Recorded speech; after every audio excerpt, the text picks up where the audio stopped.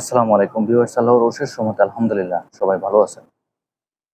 Viewers, দেখেন এই ভিডিওর মধ্যে যে তথ্যটি আজকে আপনাদের সামনে তুলে ধরার চেষ্টা করব, অনেকেই বিভিন্নভাবে বিভিন্ন জায়গা থেকে প্রশ্ন করতেছেন আসলে ক্রোশিয়ার ভিসার বর্তমানে কোনো ভালো সফলতা আছে কিনা, বা বর্তমানে আবেদন করা যাবে কিনা, বা বর্তমানে যদি যে কোনো কেউ আবেদন করতে চায় আবেদন করতে পারবে কিনা, বা ভিসার রেশিও বর্তমানে কি অবস্থায় আছে সে বিষয়ে কিছু তথ্য তুলে ধরার জন্য তারই ধারাবাহিকতায় আজকের ভিডিওটি।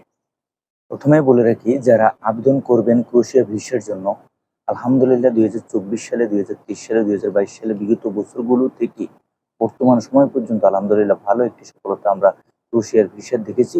তো সেই অনুসারে যদি আমরা কেউ আবেদন করতে চাই, আপনি আবেদন করতে পারবেন, সেক্ষেত্রে কোনো সন্দেহ নেই। এবং আপনাকে যে বিষয়টা লক্ষ্য রাখতে হবে যে আপনার ওয়ার্ক পারমিট, ক্রোয়েশিয়ার ওয়ার্ক পারমিটগুলো আপনার ক্রোয়েশিয়ার যে সমস্ত পুলিশ স্টেশন আছে, থানা আছে, সেখান থেকে কিন্তু ইস্যু হয়ে আসে। এই থানা বা পুলিশ স্টেশন থেকে যখন আপনার ওয়ার্ক পারমিটে ইস্যু হয়ে আসবে, আপনার এই ওয়ার্ক পারমিটটা অনলাইন হবে। অনলাইন থেকে আপনার এই ওয়ার্ক পারমিটটা অ্যাপ্রুভ হবে। বর্তমানে অনেক থানা বা পুলিশ স্টেশন মানে ক্রোয়েশিয়ার মধ্যে অনেক কিন্তু ঝামেলা আছে। অনেক জায়গায় কিন্তু আসলে বিভিন্ন ধরনের সমস্যা বা জর্জরিত হওয়ার কারণে অনেক অনেক পুলিশ স্টেশন বা থানাতে বিভিন্ন ধরনের সমস্যা থাকার কারণে, বিশেষ করে অনেক ধরনের ফাইল পুলিশ স্টেশনের যে অফিসাররা আছে তারা কিন্তু খুব সহজে কিন্তু অ্যাপ্রুভ করতে চায় না। তো সেই অনুসারে অবশ্যই আমাদেরকে অপেক্ষা করতে হবে, এবং যার মাধ্যমে যেভাবে আপনি জমা দিবেন অবশ্যই আপনাকে ওইভাবে জিনিসটা বুঝতে হবে, জানতে হবে যে এই ব্যক্তি বা এই মাধ্যম বা এই এজেন্সি অনুযায়ী আমি যেহেতু জমা দিচ্ছি আলহামদুলিল্লাহ কোনো একটা পর্যায়ে বা কোনো একটা সময়ে বা একটা সময় অতিক্রম হওয়ার পরে মোটামুটিভাবে আপনি একটা বিশ্বাস বাস্তব থাকতে হবে যে না, এই মাধ্যম বা এজেন্সি অনুযায়ী আমার বিষয়টা হওয়ার সম্ভাবনা থাকবে। আমরা অনেকেই হুটহাট করে বিভিন্ন এজেন্সি বা মাধ্যম অনুযায়ী জমা দিয়ে দিই।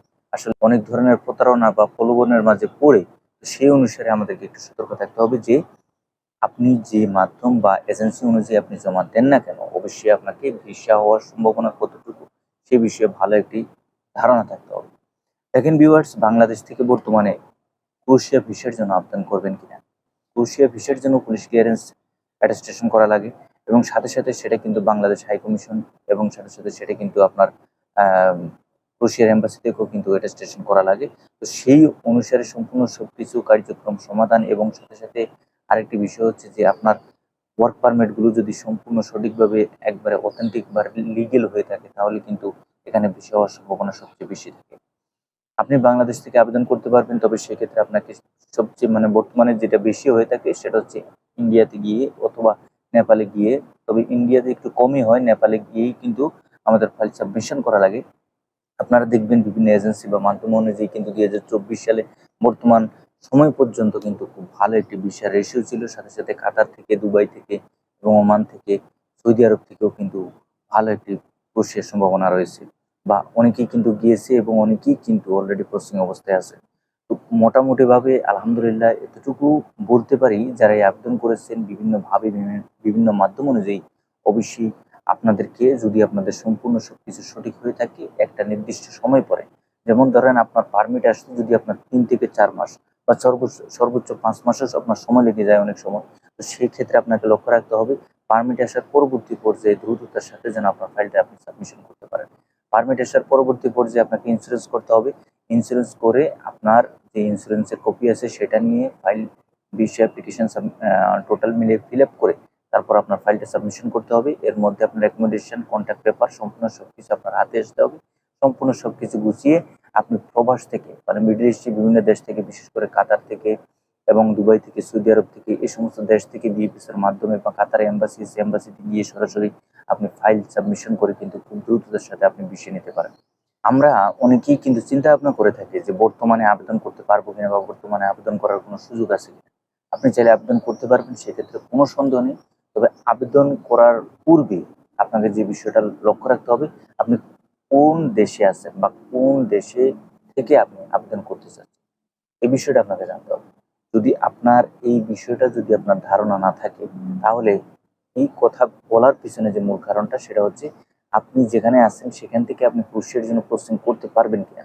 যেমন ধরেন আমরা বর্তমানে মালয়েশিয়াতে আছি, মালয়েশিয়া থেকে আমরা চাইলে কিন্তু ক্রোয়েশিয়া ভিসার জন্য আবেদন করতে পারবো না।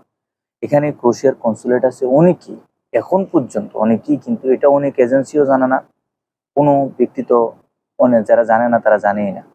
এখন বিষয়টা হচ্ছে আপনাকে বুঝতে হবে, জানতে হবে যে আপনি এই যে মালয়েশিয়া থেকে আসলে ক্রোশিয়ার ভিসা করতে পারবেন কিনা। কিন্তু এখানে কনসুলেটে আপনি পুলিশ ক্লিয়ারেন্স তৈরি করতে পারবেন, পুলিশ ক্লিয়ারেন্স আপনি সত্যায়িত করতে পারবেন, সম্পূর্ণ সবকিছু করতে পারবেন। কিন্তু যখনই আপনি এম্বাসিতে ফাইল সাবমিশন করতে যাবেন, তখনই আপনাকে তারা বলে দিবে যে আপনাকে কিন্তু মানে চীনে যেতে হবে। এখন মালয়েশিয়া থেকে চীনে গিয়ে সেখানে আপনার পাসপোর্ট সাবমিশন করে আপনাকে সেখানে অপেক্ষা করতে হবে। সুতরাং এই যে অপেক্ষার প্রহরটা, সাথে সাথে আপনি এক দেশ থেকে আরেক দেশে, যেমন ধরেন বাংলাদেশ থেকে আপনি ইন্ডিয়াতে গেলেন, সেখানে গিয়ে আমাদেরকে অপেক্ষা করতে হবে, এবং মালয়েশিয়া থেকে চীনে গিয়ে আপনাকে অপেক্ষা করতে হবে। তো এই বিষয়গুলো অনেকেই জানে না, না জেনে হুটহাট করে জমা দিয়ে টাকা পয়সা খরচ করে বিভিন্নভাবে হয়রানির শিকার হচ্ছে। আমি এই ভিডিওর মধ্যে আরেকটি বিষয় আপনাদেরকে পরিষ্কারভাবে বলবো, মালয়েশিয়া সিঙ্গাপুর থেকে আসলে কুশিয়ার বিষয় হচ্ছে না, সম্পূর্ণ সবকিছু আপনাকে জেনে শুনে সামনে অগ্রসর হতে হবে। যাই হোক, যারা এই ভিডিওটা দেখবেন, যদি চ্যানেল নতুন হয়ে থাকেন চ্যানেলটি সাবস্ক্রাইব করবেন। আমাদের ফেসবুক পেজ আছে, ফেসবুক পেজে ফলো দিয়ে সঙ্গে থাকবেন, সাথে সাথে নিত্য নতুন আপডেট প্রতিনিয়তই দেওয়ার চেষ্টা করবো চ্যানেলের মাধ্যমে। সবাই ভালো থাকবেন, সুস্থ থাকবেন। আগামীতে নতুন কোনো আপডেট নিয়ে খুব শীঘ্রই আপনাদের সামনে উপস্থিত হবো। আল্লাহ হাফিজ।